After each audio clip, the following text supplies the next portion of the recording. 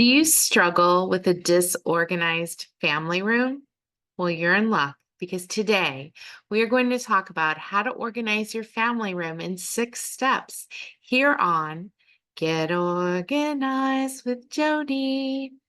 Hi, I'm Jodi Granock. I'm a certified professional organizer with over 15 years in the field, and I have certainly seen my fair share of living rooms, family rooms, common areas in the home, and I know that sometimes it can really feel overwhelming when you think that your casual, comfortable hangout spaces have become overrun with clutter.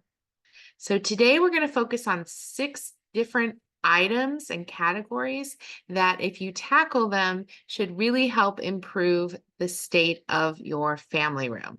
So let's dive right in and talk about it. Your family room, it's the gathering place for the household, a place to share interests and create lasting memories. And if your family room feels more like a giant junk drawer than a comfy space to enjoy with loved ones, let's talk about how to get it organized. So in the first step, we want to designate homes for all of your items. So big or small, every item needs a specific location to prevent clutter from gathering, especially on surface areas. So doesn't matter if you want to use baskets or bowls or bins, any kind of container, choose your favorite types of storage containers and store items where you use them. Step 2 is to think about books. I know books can really be a challenge in many homes because we love our books. But before you go and install additional bookshelves, take a look at what you already have.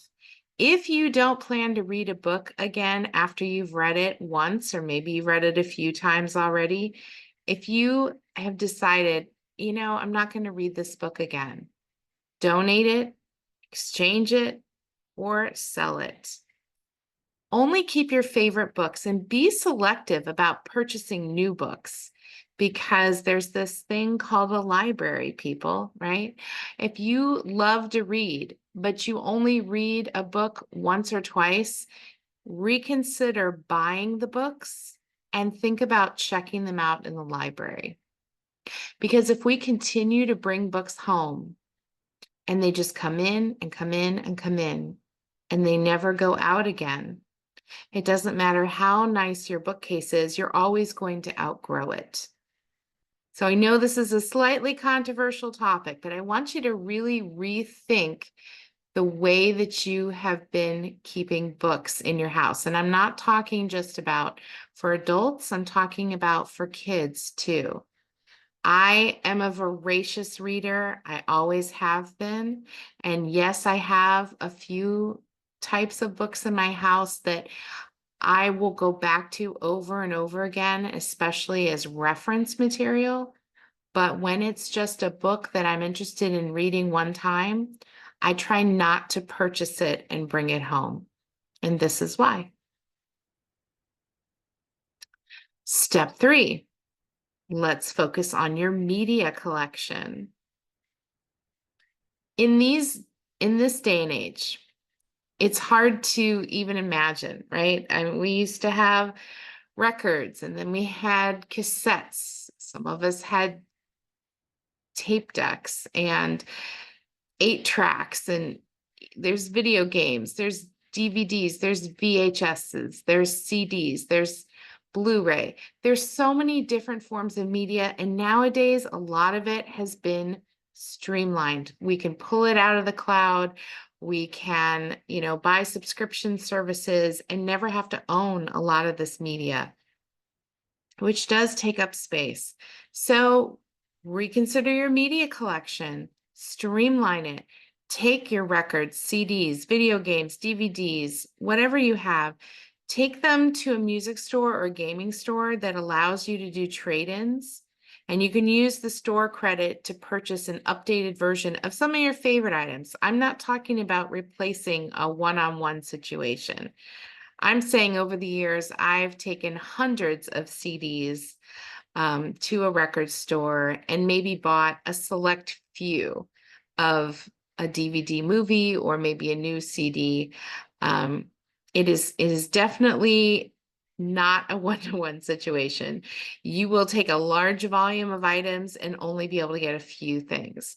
So we're talking about what are the things, just like with the books, what are the things that you really want to have as a tangible item versus what are the ones that you're willing to let go of because you're not going to listen to it again. You're not going to watch it again. And if by some chance you wanted to one day, you know that you can just find it online. And when you handle this type of item, whether it's books or media, this can be taking up a lot of surface area and space in your family room. Step 4, let's look at magazines and newspapers. Set aside a weekly reading time, and if you are not finishing an old issue of a magazine or newspaper before the new one comes, whether it's a daily paper or a weekly magazine or a quarterly publication, reconsider whether you want to pay for this subscription and have it in your home. Avoid saving articles because you think you may need the information later, because let's face it, almost every article is available online and most of them become outdated very quickly. So if your family room has a repository of just old magazines, collections where you have filled up bookcases or bins with all of these publications because you think, well, I may need this someday, really reconsider that, because again, this is something that can take up a lot of room in your family room and it could be used for something else. Step 5, crafts. Oh, I've seen my share of crafts, arts and crafts, craft rooms, crafts in the family room, certainly. You want to find a way to organize these items if you're going to have a lot of crafts in your family room. Keep like-minded items together in labeled containers. And if you have really small items like beads or buttons, consider putting them in clear containers to make it easier to see them. And tackle boxes can be a really good solution for some of these smaller craft items. And the last area that you can look at when you're trying to organize your family room are collections. So you want to honor your collections by displaying them in a way that respects the item. So think about bookcases, mounted wall shelves, or maybe curio cabinets. Choose the cream of the crop from your collection to display, and then donate or sell the rest. Because if you can't see it, if you have so much of it that a lot of it is packed away, what is the point of having it? If you have it, you want to honor it, you want to display it, you want to look at it, you want to be able to enjoy it. The key to maintaining the organization of collections is to stay within your storage boundaries. So if you've decided that your handbags are going to be displayed in a case like the one in the photo here, as you get more, it's time to think about rotating and donating or selling, so that it's not that you continue to add more places to display these items, but you are constantly curating your own museum, if you will. I hope you found that helpful. Think about these items in a different way so that you can continue to have family space in your home to be with your family and enjoy the things that you like to enjoy. I encourage you to visit organizingmagic.com for more organizing resources, including our free e-newsletter and information about our monthly Zoom webinars, which are also free. And remember that new videos drop every Friday, so be in the know and click like and subscribe before you go, so you never miss a single video. I'll see you next time.